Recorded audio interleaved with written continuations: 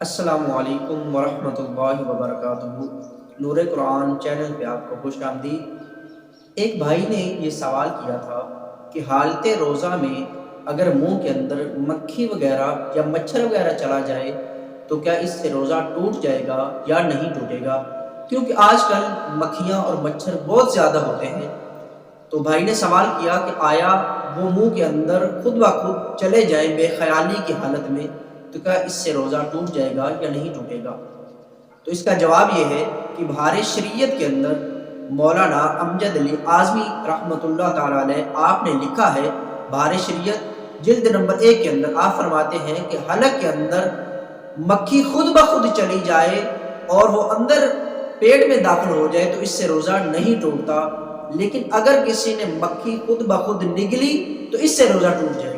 یعنی اگر خود بخود چلی جائے تو پھر تو روزہ نہیں ٹوٹے گا، لیکن اگر جان بوجھ کر نگل لی تو پھر روزہ ٹوٹ جائے گا۔